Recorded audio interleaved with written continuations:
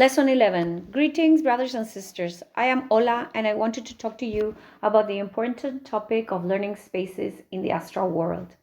These are the places where knowledge is truly acquired. These spaces only appear when it is needed, and only the most evolved individuals can access them consciously. It is simply a matter of time. I wanted to explain these learning spaces to you, as I mentioned before. To access them, you must arrive the first time accompanied by your spiritual master, who will guide you through the place. It is not easy to find for someone who is just starting out with astral travel. If you have any questions about astral travel, I refer you to the previous lesson I gave. It is also not necessary to undertake an astral journey with excessive energy from the energetic bodies. It is enough for the mind of the third energetic body, the mental body, to direct itself toward the place you want to go. With that, you accomplish a great deal. It is not necessary for the astral journey to be complete, with the entire astral body outside the physical body. Even so, it always comes out a little with the mental body. Having said that, let's get to the key to the lesson. Your spiritual teacher will guide you at the beginning. You will see that the path is very intricate. There are places where you can't stop, but they are of great beauty. You will pass through tunnels that make quite sharp turns and are always surrounded by light, as if there were light behind the tunnel walls. There, many spiritual entities gather to give lessons to incarnated beings like yourselves. Generally, the first place you go is a place that is accessed, a place that is quite far above the astral world near Earth. You will be guided by the spiritual teacher. I repeat, it's not easy. I can't give any directions and therefore can't say where it is. I can only say how to get there. That's what your spiritual teacher is for.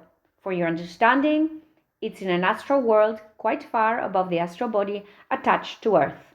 Therefore, there is no evil, no bad feelings, no negative energy, and there is a great light.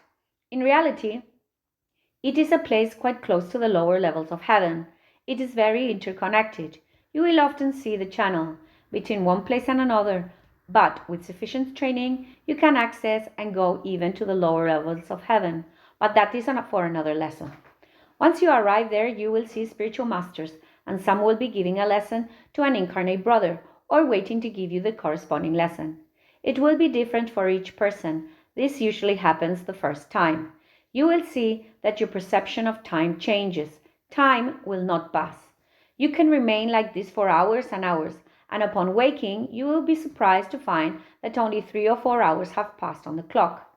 Later, with the knowledge acquired and through meditation, you will raise your mental and spiritual level and reach higher levels within the astral worlds, which will become increasingly closer to the lower and upper levels of heaven. In some cases, you will see that there are 3 or 4 key learning locations, which almost everyone sees.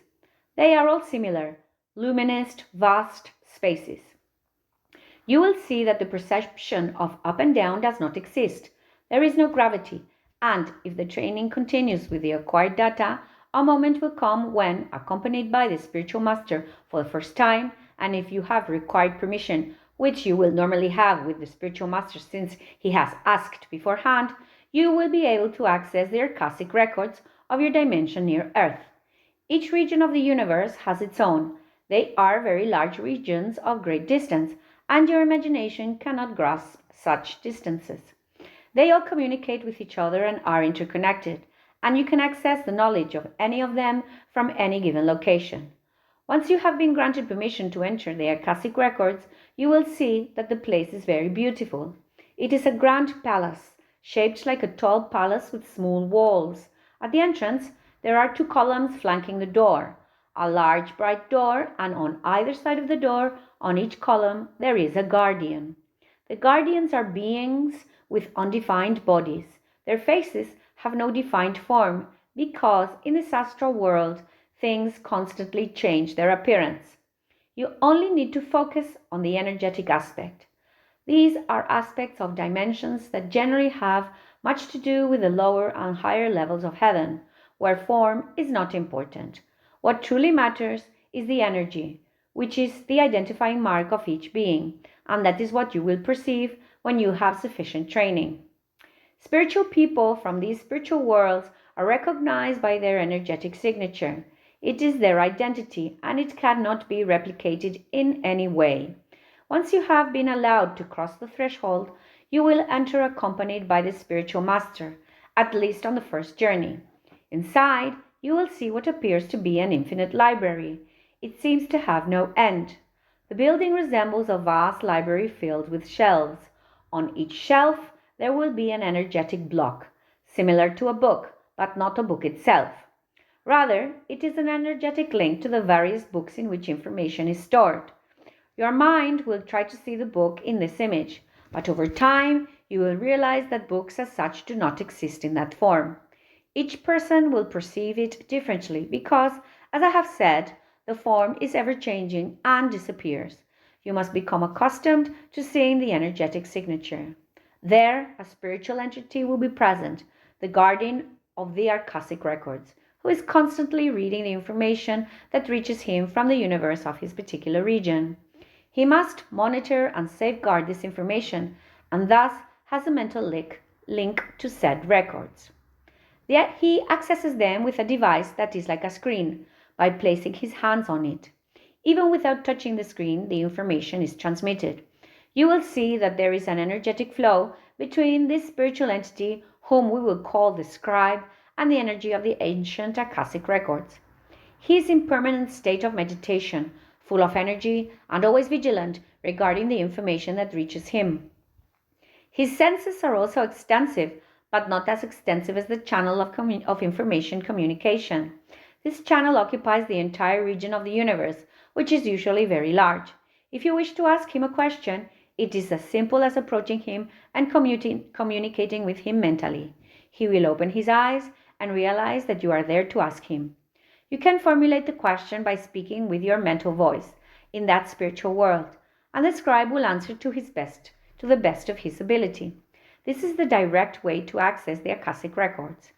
Later, as your spiritual state progresses through meditation, you will be able to formulate a question to the universal mind and receive the answer. It will appear as an image, a word, a sound, or a small series of images, whatever the Father desires or deems you should see. Once a person has established a connection with the universe or has easy access to the Akashic records, it is possible to inquire about the relationship between what you call the past and what you define as the future. In reality, you will see that there is no such distinction. Everything exists simultaneously. The only difference is the dimension or state, the space assigned to this temporal dimension that allows it to manifest.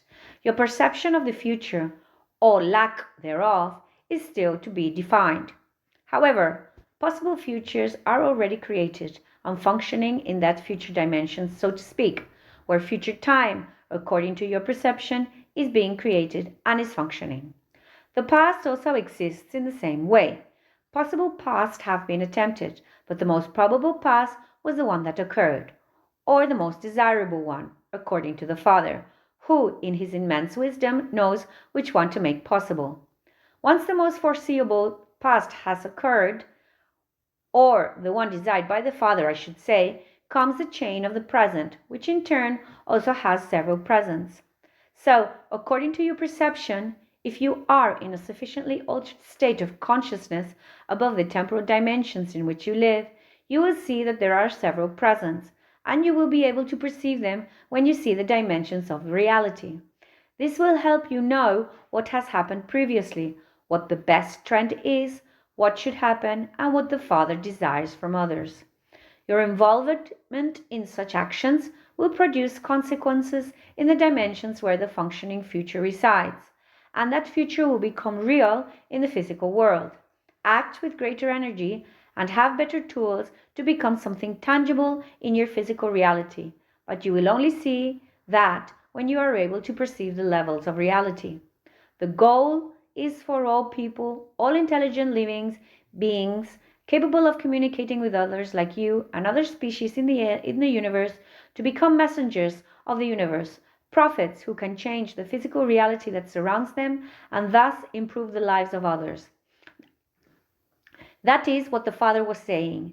That is why he gives the tool to learn. And I think that is enough for today. Until next time.